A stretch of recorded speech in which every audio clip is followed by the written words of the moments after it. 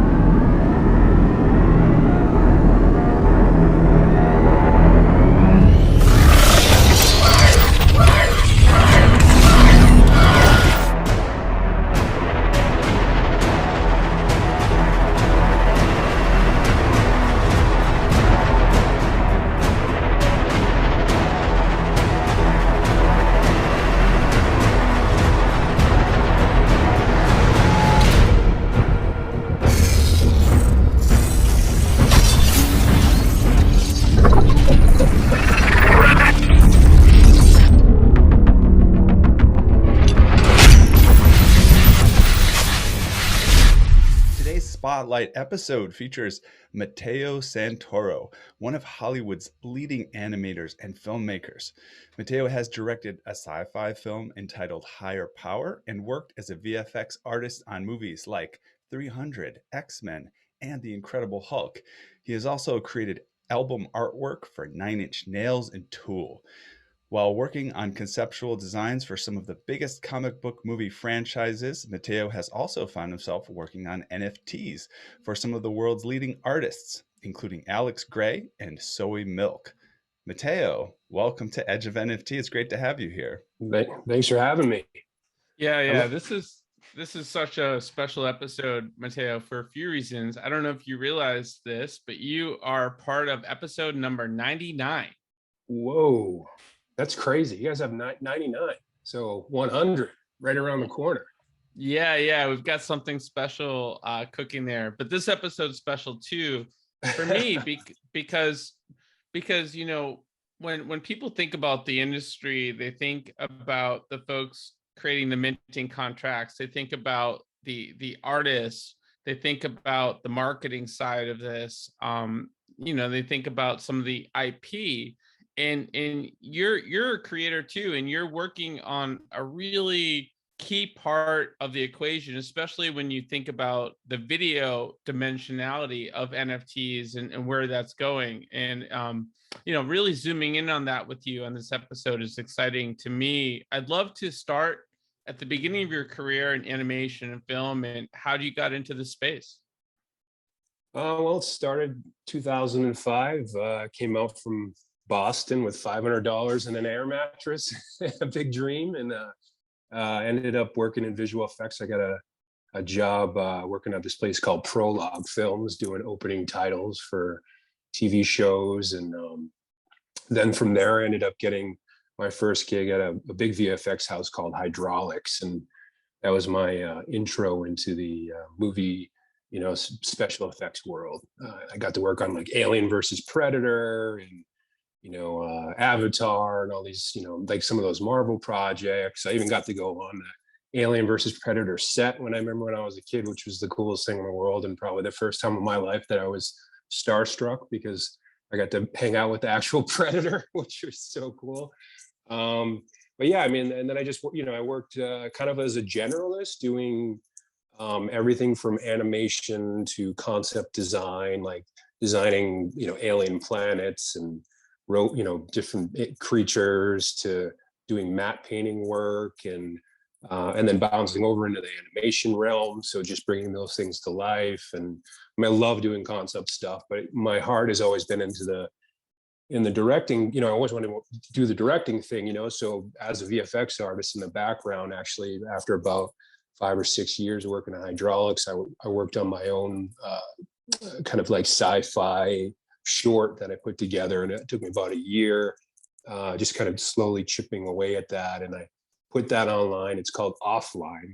It came out like a while ago, but that was the thing that kind of kickstarted my directing career, because after that I ended up getting contacted by CAA, and they just, that whole thing just kind of blew open the door for me, because as a director and a visual effects artist, I'm able to utilize my VFX skills to elevate the work that I'm doing, right? I can film something, but I don't have to really rely on hiring a VFX team, because I can just do that myself. You know what I mean? So I was able to infuse that into some of my own indie projects. And then after that, I ended up doing this sci-fi movie that I wrote and directed called Higher Power. It was an indie film. We shot it for under $500,000, but it ended up getting theatrical distribution in a couple of places. It was picked up by Magnolia Films. It's on Hulu, Amazon Prime, that kind of thing, which was really cool to see, because that was definitely a labor of love. I mean, I don't know, like $500,000 to try to pull off a big sci-fi thing was quite the undertaking. I only shot it in, I don't know, I guess like under 20 days. And I did probably 90% of the visual effects myself, which was like, I mean, absolute hell. So is that I'm kind of learning the Hollywood lingo, being here for the last 7 years, also from Boston. And does that make you like a predator? Is that a good title for your, I mean, sort of? I don't know. You're like a predator plus, I don't know. I mean, maybe. I talked about this in another podcast I did, but I ended up doing the voice of the predator in that movie. It was a total fluke situation. Nice. The like growling, but that's a whole other conversation. But yeah, so anyway, so the whole my second movie came out, or my first movie came out, and then after that it was the question of I want to get my second one off the ground, right? And after licking my wounds from the first one, because it was brutal it was pretty brutal trying to put that thing together. It was like all about trying to figure out how to get that thing off the ground. And I had this idea for this project, and it's an original IP, my own concept, kind of like my own Star Wars. And when you're dealing with your own IP, it's pretty difficult. I mean, it's an uphill battle in general to get a movie made, right? But when you're dealing with a sci-fi thing that's not based off of a comic book or based off of a cartoon, and there's no real built-in audience, you really have to convince a studio that like this is something that they should believe in. And so that's where the NFT component came in for me. I was like, oh, well, I could kind of create an audience through that realm and see where that goes. So yeah, it's interesting. I mean, as you kind of alluded to, in these big movies, and I always think about it when I watch the credits, right? It's like there's a million people putting these things together. There's so much like structure that's already built into making these movies. It's so hard to just get in. It's just so hard to even conceptualize and know the right people and all this stuff. And what I find cool about NFTs, although it still helps to have a big team and a big idea to get NFTs going, kind of like levels the playing field a little bit, at least, and you can kind of jump in and you compete with everybody else that's there, no matter how long they've been around. So I'm curious, when did you first hear of NFTs, and when did it click for you? Hey, this is a place where I maybe have a little bit of an edge as opposed to being a little bit behind. Oh, buddy, I first heard about it a while ago. A friend of mine at the dog park, my buddy Spencer, told me about. He's like, hey, there's this new thing coming up called NFTs, and he showed me the Beeple work on Instagram, and he's like, don't you do this? And I'm like, yeah. And he's like, yeah, well, these things are selling. And obviously, at first when you hear, especially back then when I first heard about it, I was like, wait, this doesn't even make any sense. Like, what do you mean these are selling? And then, we would always talk about it. And then I actually got the opportunity to work on my first one because I was approached by the psychedelic artist Alex Gray to do his first NFT with him, which was quite the honor. Yeah. So that was my introduction into it, was collaborating with a really incredible, pretty prolific artist. And we designed this really beautiful animation together. And But yeah, Alex and we worked for a while together on a bunch of stuff. Like I'd done a bunch of work for that band Tool, and so he came to me to bring his work to life. And then after that, it kind of, from there, that opened the door for me to collaborate with a lot of other traditional 2D artists, like Miles Johnson and Soy Milk. And I'm actually doing a collaboration with Robbie Trevino pretty soon, but like taking these 2D traditional painters and guys who just used traditional medium, and then taking their work into the third dimension, I guess you could say, and animating it, because that's kind of how it works in the NFTs. But like, why NFTs? Let's get down to it. I mean, there's a lot of different modalities that you've used in the past. Like, what is it about NFTs that like sparks your passion?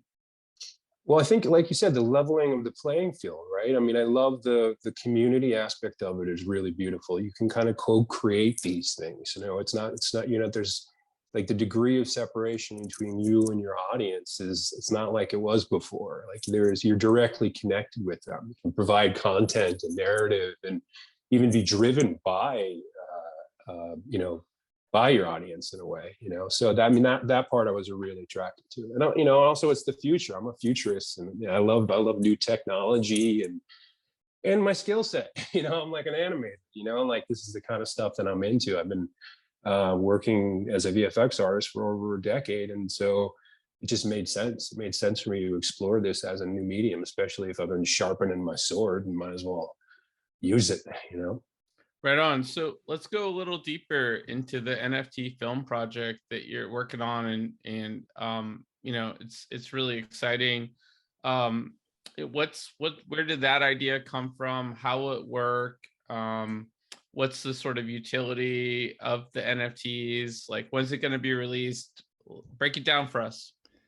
All right. So the origin of the idea happened during quarantine, and I was building out this sci-fi world because I was trying to put together my next movie. I didn't know at first that I was going to use NFTs to help kind of bring it to life. It actually all started with me building, after kind of writing the story, I ended up building this robot, like a practical robot out of vacuum parts. I can show you guys some of that footage, which was actually, it's in the trailer. You can see it. But when you say practical robot, you mean like it's functional, like it walks around, like well, it's a model. It's an actual. It's a model. Yeah, okay, it's like an actual. No. But there's, I feel like every robot is practical. Just like yeah, I mean, practical is the name of the game for robots. Exactly. In visual effects, in visual effects, there's practical effects which you're not using. You're not using computer to actually to animate, right? So I actually built this robot.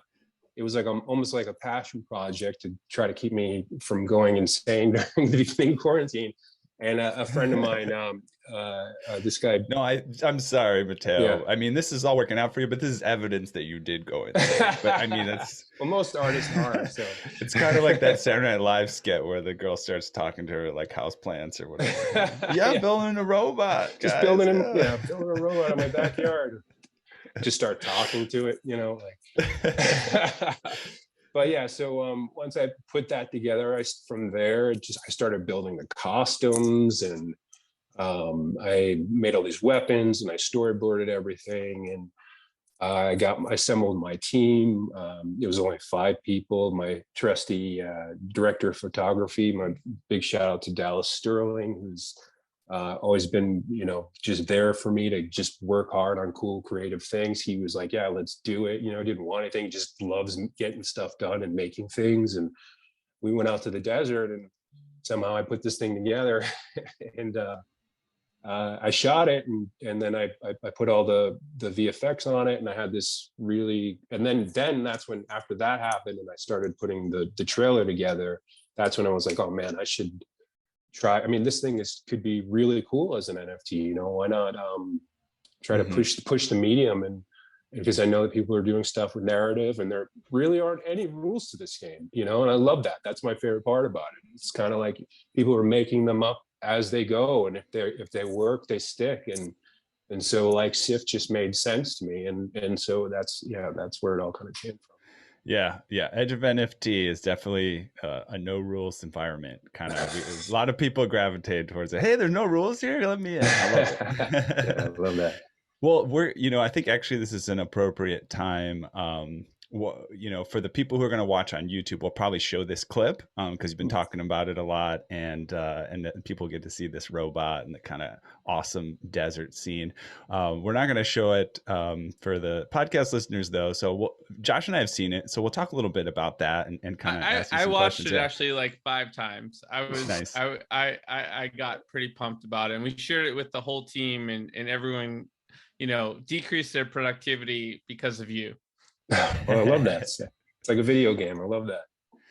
But yeah, it's got kind of like it's got that almost like a Western feel to it, although it has that sort of dystopian future feel to it.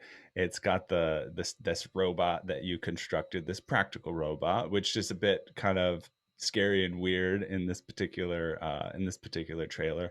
But definitely, the one thing that I have to say is just I'm so impressed with some of these NFT projects, including yours, just the level of detail and just intricacy people are putting into this stuff, and that's what I noticed with yours. I was like, oh, this guy's not fucking around, or like the holy moly. Sorry, I just think I was just very impressed with probably the level of attention to detail and professionalism you had to put into it, and again, potentially on a low budget and all of this stuff. But what made you feel like you wanted to put as much into it as you did, given that you're not sure there's going to be some sort of return on, I mean, on it's investment?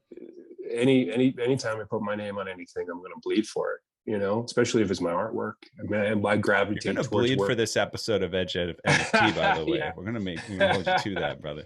But I'm saying, like, you know what I mean? Like anytime I'm going to invest my time into something, and I like, you have to believe in, especially with a movie, if you're a director, you have to believe in the project before I even start, and then once you start getting into the nitty gritty, it's like, yeah, I'm here, I'm married to this thing. So yeah, that's why I paid attention to the detail, because it was kind of a part of me in a way. There's actually there's all kinds of actually built into the infrastructure of the story. I have a metaverse like component to SIFT as well. I mean, I could get into the nerdy details, but there's this thing called the main character. He's protecting this world called the soul drives, and there are all these backed up consciousness of humans from the past, and so it's kind of like a broken metaverse, that people are living in, like these uploaded souls in a way. And so I really want to expand upon that world in a way, and because if like, it's metaverse, it is a version of a metaverse. It's almost like a haunted kind of glitched out matrix reality. But that's where his family lives. Anyways, nerdy stuff.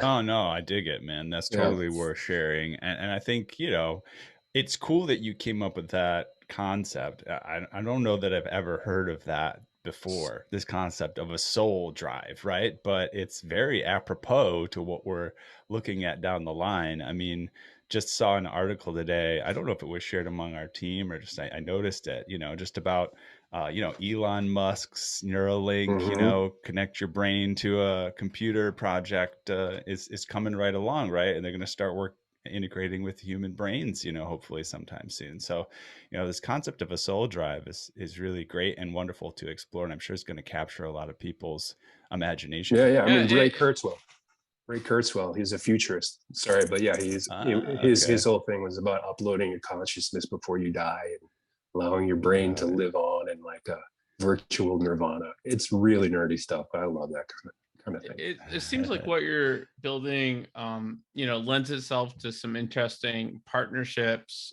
co-creation opportunities, and that the process of doing this versus doing a movie, a traditional movie, is quite different. Can you kind of walk us through that in terms of like what the process has been like and what kind of partnerships you're exploring along the way?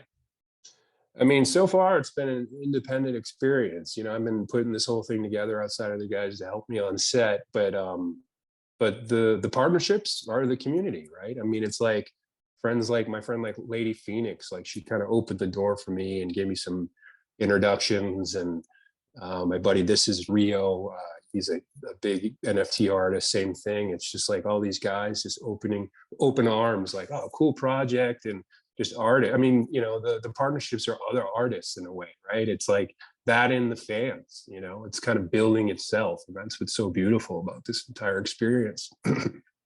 And I guess you kind of answered this question too from a process perspective. It's a more intimate journey that you're almost taking with your audience, right? Yeah, totally. How has that been for you?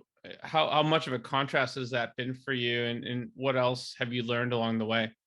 Well, I mean, it's incredibly rewarding, right? It's less like when you're doing a feature, it's like you're just dealing with studio executives and you're kind of building this thing in the background, and there's such a long period of you know, people not knowing anything about it until it's like getting really close to being finished. But like in this new example, I guess it's like, you know, I'm developing this movie with the fans in a strange way. So you get that kind of reward, right? That reward of the reaction of people getting excited. And when people get excited about something, there's the synergy that happens, right? You know, like I get excited by people being excited, and it makes me want to create more, you know? So very cool. You know, yeah. So we've been hearing a lot about narrative driven works in the NFT world, and story has been a huge part of what we've seen having an incredible influence on, you know, whether things work out, how things work out. Can you tell listeners what that means to you, this kind of story, this lore aspect of things, and where you might see it going in the future? Well, look, narrative is built into human DNA, right? It's like we've been telling stories around the campfire since, you know, we were like cavemen or whatever, right? It's like, and so I feel like, yeah, in general, people are just attracted to narrative. You know, like that's just part of like humanity, right? That the myth, you know, it's and so naturally things are gonna, you know, progress in that direction. I mean, in most work that is the most inspiring to me has a sense of narrative. I mean, it doesn't need to be like a movie, right, to have like narrative content. It's just like a thing that gives you a sense of a story, like you're going somewhere. It gives you that feeling like, you know, there's a journey, right? There's a journey, and that's the kind of stuff that it's like life, like reflects life. So yeah, I mean, that's why I'm so attracted to kind of bringing that element into the NFT space. Yeah. And then we talked a little bit about this, you integrating with the community around this. You know, we had Neil Strauss on the show recently, who's working on this.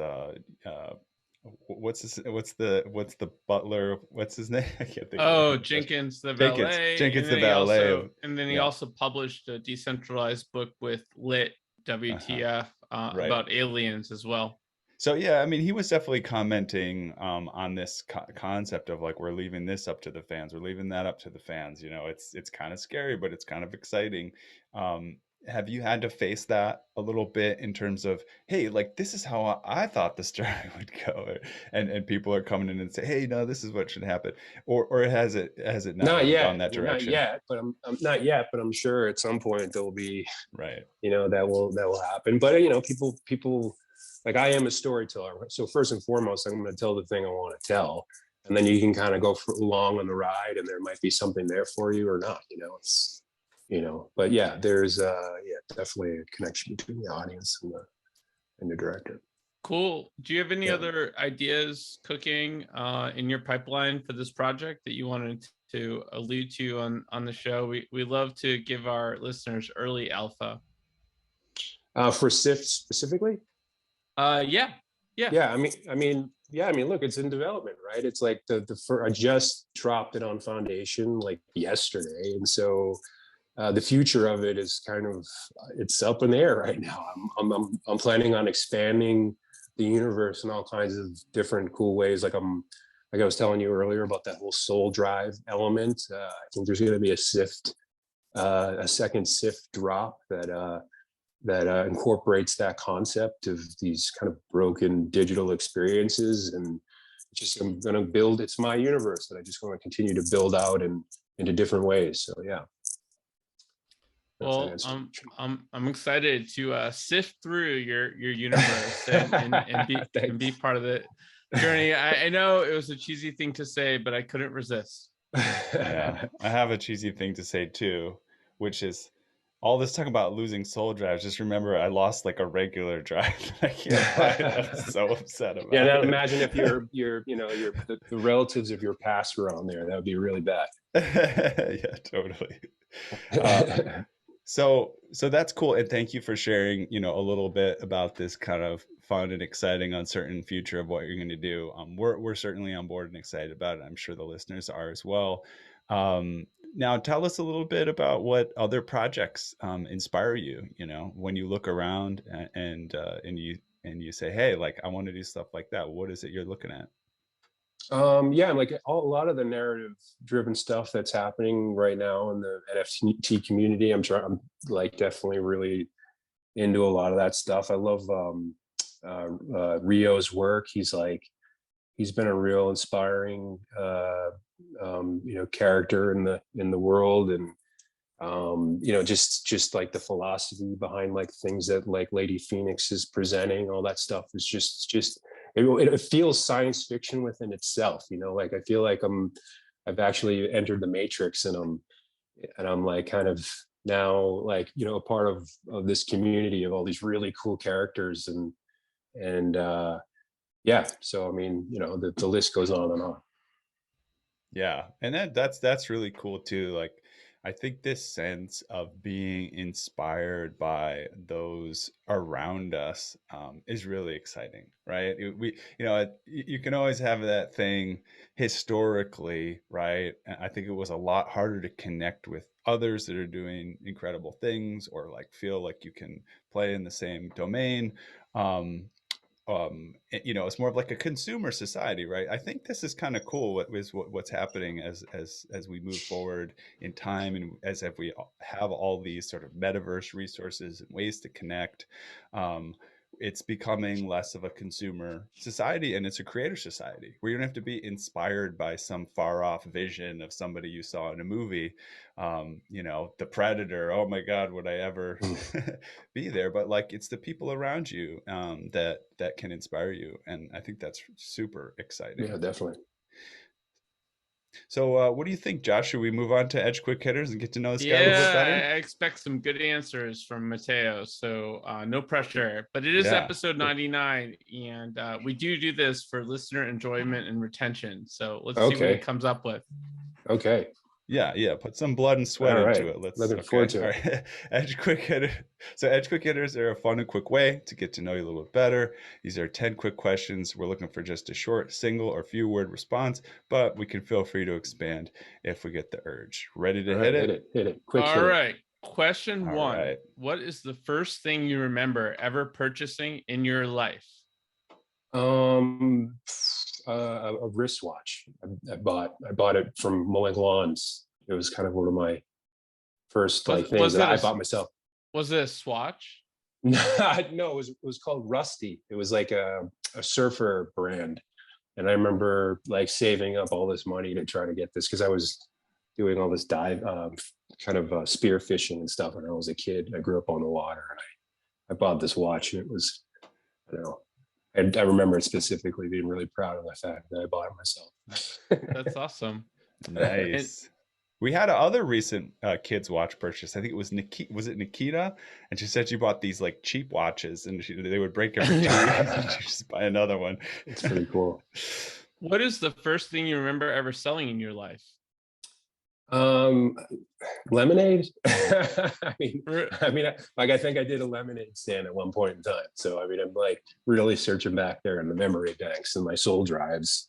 I think it was a lemonade. Not that exciting. I feel like since you're a creator, you probably like got creative with it, like threw some strawberries in there and you sold like the strawberry lemonade, or it was more about the advertisement. It's probably more about that, like writing the poster or whatever, But yeah, cool. You know what I'm thinking about also, like with this soul drive concept, was really interesting. You're like, oh, that's what I remember, right? Like this idea of a soul drive, somebody could go in there and Yeah, edit it and make it strawberry lemonade or, grapefruit juice editing or the soul something like drive, that, man. I think you got SIFT 2 like already ready. right? Awesome. All right, next question. What is the most recent thing that you've purchased? I mean, like besides the water I got this morning, like big. That works, if you're a water I mean, I got drinker some and we want smart to water. I highlight got some that. smart water from the gas station. So I mean, yeah. There you go. I mean, I did yeah. Nice. So I mean, but the coolest thing I purchased recently, like in the last couple of months, is a new motorcycle. I got a BMW R9T, Nice. which is like my favorite thing in the world. Yeah. Very cool. Yeah, dude. Get some smart water while you're riding Yeah. on that thing. Yeah. Can't go wrong. I got to stay smart water on the bike. Well, stay safe. Next question. What is the most recent thing you sold? An e-bike. I got one of those Suron e-bikes that was really fun, super dangerous, and whatever. I got the motorcycle, I didn't need it anymore. So Are you sure it wasn't an NFT? You recently sold? Oh yeah. Oh yeah. It's hard to figure out exactly how that all mixes together. Right. E-bike. Sorry, go ahead. No, that's cool, man. What is your most prized possession? My most prized possession is right here. If you want to see it, hold on a second. I'm sorry, we're gonna get mobile on the podcast. Oh. There she is. Oh, got like a husky with the blue eyes. Yeah, her name's Ra. Just loving those pets. Her name's Ra. She's Ra? The love of my life, my most prized possession. I love you, Ra. She is beautiful. I had a husky as well, and they are very special. Oh shoot, sorry guys, I just totally messed up there. All right, show's over, guys. Thank you so much, Matteo, for joining us, and Rob as well. We're good. We're good. There are a lot of technical difficulties. There are a lot of dog technical interruptions on this show. It's par for the course. Good. All right, so Matteo, if you could buy anything in the world, digital, physical, service experiences currently for sale, what would it be? Definitely one of those tickets to space, probably. Yeah, I'd love that. In, man. Yeah, I definitely do. We got a Edge of NFT Space Club. Or maybe I do the Mars one. I definitely do the Mars one. Yeah, I mean it's a long haul, but I'm good to go. I'm all about that sci-fi life, so I might as well just live it, right? Yeah. Cool. All right. Well, this next one's a little bit more of a philosophical question. If you could pass on one of your personality traits to the next generation, what would it be? I mean, is creativity a personality trait? I mean, oh yeah, sure. Yeah, definitely that. I mean, that's definitely my strongest. I wouldn't want to give them my math skills or or anything like that. Yeah, nice. Definitely my creativity. That would be number one. All right. Now the follow-up, if you could eliminate one of your personality traits from the next generation, what would it be? We're talking about math skills here? I think like a cap off at doing tips at a restaurant. That's as far as I can take it. So we don't even get to geometry and pre-algebra. Yeah. I've done advanced math and I still sort of get stumped when it comes to do the tip for whatever reason. Maybe it's because I had too many drinks or something. I don't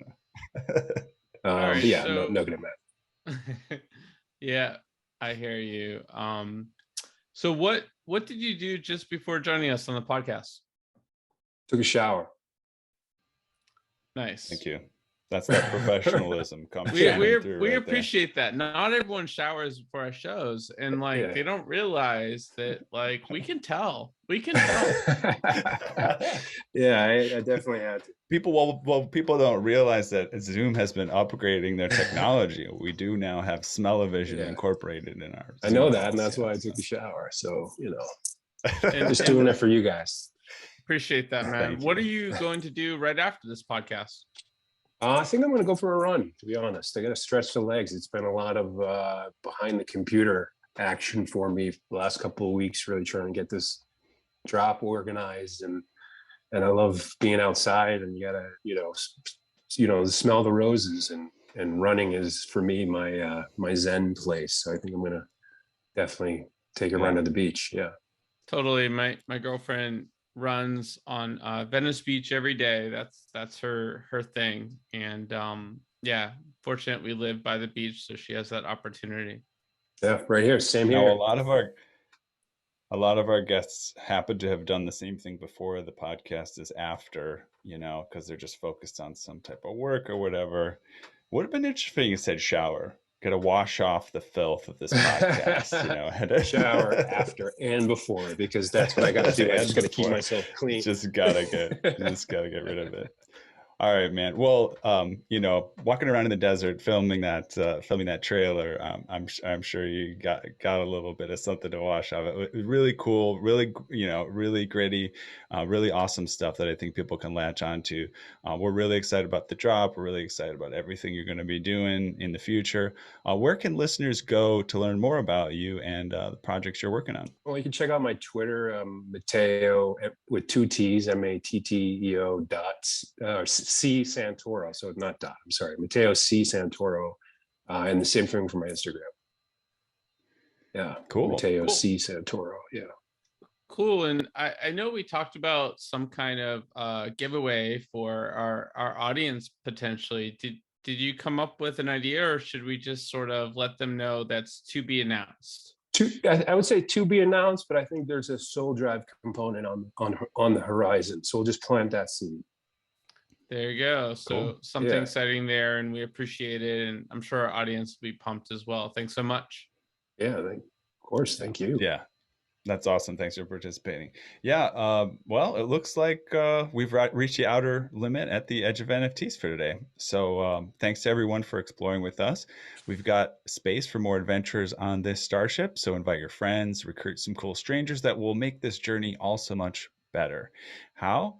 Go to iTunes right now, rate us and say something awesome. Then go to edgeofnft.com to dive further down the rabbit hole. And remember, we always invite you to co-create and build with us at Edge of NFT. We're unlocking a whole new way to connect and collaborate with us through our own NFT drops, spirit seeds leading to living tree NFTs, which light the way, of course, to our event, NFT LA.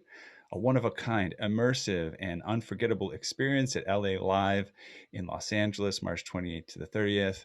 Check it out at nftla.live. And hey, move quickly because early bird tickets are moving very fast. Lastly, be sure to tune in next time for more great NFT content. Thanks again for sharing this time with us today.